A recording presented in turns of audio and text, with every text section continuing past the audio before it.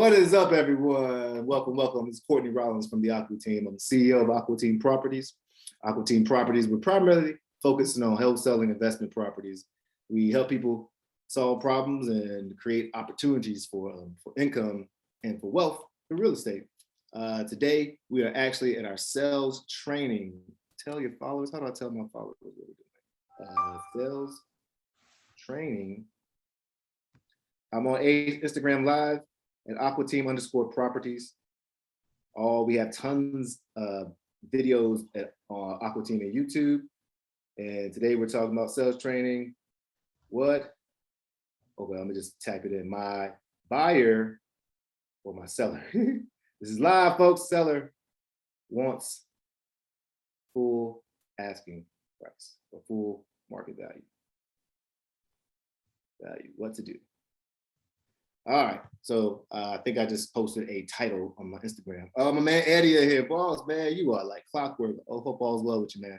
So if you have questions or anything like that, this is live. Please put them in there. We will also be putting this back out there on YouTube. So if you're watching there, thank you. Please hit that like button, hit that subscribe, give us feedback, all that good stuff. This is Thursday where our sales team gets on here and we break down strategy, sometimes role play. But this is all to help us get better at talking to sellers, to buyers, to people, so that we can communicate what we need to communicate. And sorry, these trolls. What's up, mama? You supposed to be on the sales call. My mom helps us with our team. She's a natural salesperson, but she just posted or hit a like on my Instagram. Thank you, mama. But my team, quite often they'll hear when we're talking to folks. When we're talking to leads that are unqualified, quite often, or that are saying, yes, I'm ready to sell, that doesn't necessarily mean they fit our buying bucket. Be quite honest, there's only about 6% or less of the population that we actually can serve as wholesalers, because we usually trade speed and convenience for a discounted price. And most of our sellers who do want to buy, who raise their hand and say, yes, they want to buy, are more likely going to go the traditional route. And they're better served going the traditional route if money is the primary driver or motivation. And that is totally okay, because again, we are not trying to convince or trick anyone into selling their property. I don't have big enough pockets to steal anybody's house, and nor do I have any desire to do so at all. But let's take a look at some things to think about. Let's see if I can share my screen over here. So if you're watching this from YouTube, you'll be able to see the screen. If you're watching it from Insta, then check out the YouTube version, and I'll try to speak it out as best I can so it can be a little clearer. So check this out. Boom, boom, boom. Present mode. And I got my team on here, Greg and Rachel. Greg actually ran into this issue the other day, so hopefully this will be helpful for you, man. All right. They want full market value for my property. All right. So this is what I want us to think about. 3 responses for when your seller wants full market value for their property. Well, first thing is you can always validate. We're always going to validate. We're not trying to fight or dig our heels into with the seller, unless it's a driver and we're doing it because that's what they need or want, and that's how they communicate to move forward. But for the most part, you're always going to validate that. Okay, that's what I see. So it sounds like you want full market value. Sounds like you're looking for price is the most important thing to you. Am I right? You can ask validating questions. You can ask questions like that to see affirming questions to see if that's the straight case.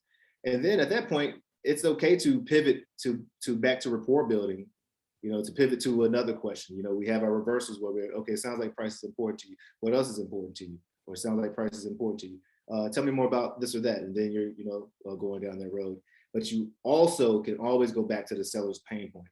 The seller wants full market value, but they also have a tenant that hasn't paid in 6 months. Nobody wants the property and they need to move. So okay, I know you want full market value, but I'm not sure how you expect someone to buy this, or how can someone buy this if they have this risk that they're going to deal with. And that leads to you actually educating and providing more education to the seller. And that's not by saying, hey man, what are you talking about? You're wrong. You're wrong. That's not the way to go. You need to think more like a doctor or a physician. I tell the story yesterday. I was on Instagram Live, and I'm gonna keep telling the story now. But when I was younger, when I was in fourth or fifth grade, I managed to have tons of headaches. I was just a ferocious, I think, reader. I love to read, and I would just get tons of headaches. I think mostly from reading and all. And finally, my mom took me over to Fort Bragg, and we went to the hospital over there, and had my eyes checked. And I was scared to death to get glasses because, even though I was a nerd, it wasn't cool to be a nerd back then. And so I didn't want to get glasses. I didn't want to have glasses. So I would do everything I could to, like, I would memorize try to memorize the eye chart while they're like talking to each other away. But my physician, not only were they not tricked by a 9-year-old, they also continued to ask questions that led us to, or to investigate that led them to see the diagnosis that, hey, you need glasses, you need a prescription. And so very much so, like going into a doctor's office, we're like doctors with our sellers. And we can, even though we know that they may come in there wanting a Band-Aid, they might need a cast for their leg that's broken. A Band-Aid is not gonna fix that broken leg. But I'm not gonna just tell you that. I'm gonna ask you, okay, so how does it feel when you walk? Or what is it, so how's that pain impacting your life? So is this gonna, and then you match it there. And when it comes to properties, you can use comparable sales. You can use the seller's pain point. Again, that seller pain point is like a wide open book. That could be anything that they're asking. And that may help the seller, especially if you establish rapport, and that may help the seller recognize that, oh, actually, this is the price that I really can, that the market can bear for this, for what I need. Second thing is that you can let the seller know, and I definitely, G Money, I want you to hear this, and Rachel, know that, hey, okay, it sounds like, if after education, it sounds like they really do could be better served with a full, their asking price. I was like, okay, well, are you interested in, well, we may be able to pay full asking price if you can accept terms, and just keep it like that. And this is where you're starting to introduce creative financing.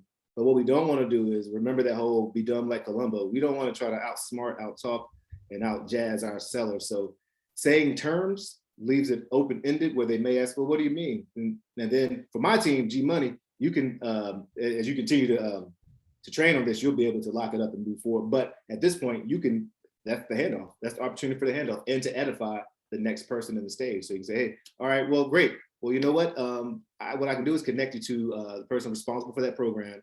He'll call you. Is later at 5 o'clock work for you, or tomorrow work for you? Again, you're setting the stage, setting rules to win, and then you can set that up. And what I or your acquisition team would do, or the other person would do, is to explore creative financing with them, whether it's a subject to deal, whether it's a seller finance deal, or something like that. All right, so you can always ask after you've saw the education and recognize, oh, this is what they need. Well, we have a program for that if you're interested in a full asking price offer. If you want to know more about it, I can hook you up with my homie. You know how you say it. But anyways, the last one for me, as far as 3 responses, is to let them know that, hey, okay, sounds great. Are you interested? See, I'm playing with that. I don't know if we should ask, are you interested in an evaluation expert? Because real talk, me saying that, I haven't really got as much traction. I wonder if I should just, as a matter of fact, say, okay, well, that sounds great. Okay, well, it sounds like it doesn't fit our buying box. But hey, we have this now evaluation expert that we can offer to you, for free, to help you, or we can offer to you to help you get top dollar. Don't say for free, don't say free. And this really right here, the evaluation expert, air quotes, is the realtor. And the reason we use evaluations expert, evaluations expert, is because everybody, their mom and their grandmama, knows a realtor. And just like saying a contract, or even sometimes investor, has that, negative connotation that's there before we were there. So does a realtor at times, even though realtors are awesome folks that can provide and serve. It just, we don't want to trigger that possible bias that may come in. So you want an evaluation expert to come check it out and help you see how you can get top dollar? Yeah, that'd be great. Cool, sure, awesome. And then that's your opportunity to connect them and refer them to a realtor. Hopefully you have a realtor on your team and you can monetize it, or you have a relationship with another realtor and you can monetize it in whatever legal ways is legal for your state or jurisdiction. And even if you can't monetize it, it's, hey, you're putting out goodwill. The universe is gonna reward you. All right, so those right there, quick, dry, and clean, are the 3 responses for when sellers want full asking price or market value for their property. And now I'll just open it up. Are there any questions or anything like that at all? I got G on the line and Rachel here. If you have any thoughts or questions about it, let me know. But if not, we'll pause the recording and we'll get into our and deeper into the Aqua team work. No questions at the moment. How does that sound and feel for you, Rachel and Greg? It sounds good. It actually sounds pretty good. I was on the call before we got onto the sale and trying to figure out exactly the steps to go or steps to do, and you just explained it. So I appreciate it. I got you. And tonight, G, actually, we're gonna that's what'll be our role play in the morning. Me and Greg meet every morning and just go over deals, cheer each other up, hear about his little, hear about his things going on in his world, hear about things going on in my little world, and so that will what we'll do at that point, my man. All right. Sounds great. All right, folks. Woo! It's gonna be a long, beautiful day, folks. I am about to actually sign off of sales training right here and grab some eat, and I'm gonna hop back on around, I guess, about 10 minutes, 15 minutes, and do some calls before we head over to this meetup. All right. So hopefully it's been helpful to everyone. This is Courtney Rollins from the Aqua team signing off as always do. Rising tides, and this all sales. Tides. Peace, folks. That's awesome.